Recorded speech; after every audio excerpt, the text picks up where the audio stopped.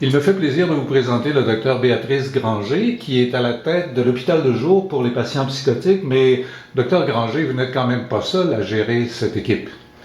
Non, j'ai une équipe qui est très dynamique, qui se compose d'une infirmière à temps plein, Fajda Denis, où il y a aussi une ergothérapeute à temps plein, Marie-Hélène Laverne, et deux demi-temps qui sont Marie-Ève Hébert et Liliana Riportella.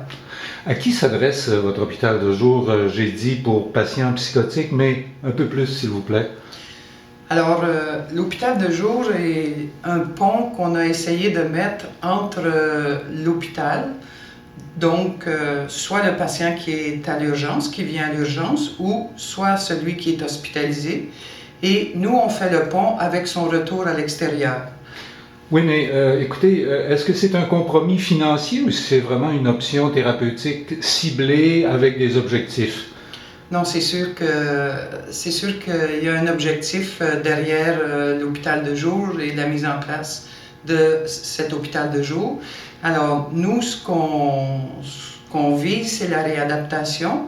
On veut montrer à l'individu qu'il est responsable de sa vie, en grande partie, et que sa qualité de vie dépend aussi de lui. Alors, toutes nos activités tendent à responsabiliser l'individu, puis à le stabiliser assez pour qu'il puisse retourner à la maison, puis avoir un fonctionnement optimal. Alors, mais concrètement, le patient vient tous les jours de la semaine à votre clinique, à votre hôpital de jour, et qu'est-ce qui se passe là, sur place? Alors, sur place, l'hôpital de jour, c'est 5 jours par semaine. Donc, il y a des activités qui sont à tous les jours. Par exemple? Le lundi, les patients font les objectifs de la semaine. Alors, chacun fait son objectif et va essayer de remplir son objectif pendant la semaine.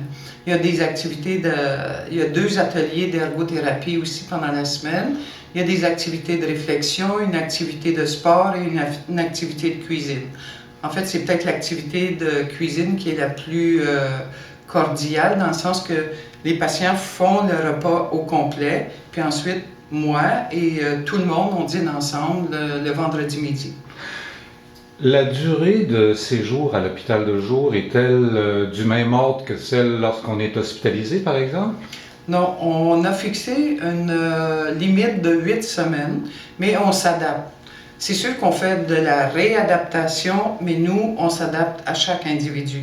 Alors, il y a des gens qui vont avoir besoin, par exemple, de 2 semaines à l'hôpital de jour. Il y en a qui vont avoir besoin de 12 semaines, mais disons qu'on a fixé à 8 semaines la moyenne du séjour à l'hôpital de jour. Qu'est-ce qui fait que quelqu'un va être admis là plutôt qu'admis en hospitalisation de 24 heures par jour? Alors, les gens nous viennent de l'urgence. Le médecin, quand il voit un patient, par exemple, qui n'est pas assez malade pour être hospitalisé, mais pour lequel il craindrait de le retourner seul à la maison, à ce moment-là, le médecin peut nous faire une consultation ou en cours d'hospitalisation, quand le médecin voit que le patient est assez stable, mais qu'il n'est peut-être pas assez stable pour retourner seul à la maison, à ce moment-là, il vient aussi à l'hôpital de jour. J'imagine qu'en cours de route, on réévalue le patient et qu'on décide éventuellement de lui donner son congé de l'hôpital de jour. Qu'est-ce qui arrive ensuite? Alors nous, on fait le lien avec l'équipe externe. On va aller présenter le patient à l'équipe externe qui va prendre en charge l'individu ensuite pour son suivi en externe. Et à ce moment-là, les choses se mettent en branle et le patient habituellement a retrouvé sa routine à l'extérieur puis son fonctionnement optimal. Combien de patients pouvez-vous prendre en même temps dans l'hôpital de jour? Je n'ai pas de statistiques précises, mais j'ai l'impression qu'on roule habituellement avec 12 à 15 patients continuellement à l'hôpital de jour. Alors, il y en a qui sortent au bout de leur terme et il y a toujours des consultations qui arrivent en cours de route. Merci beaucoup, Dr Granger. Ça m'a fait plaisir.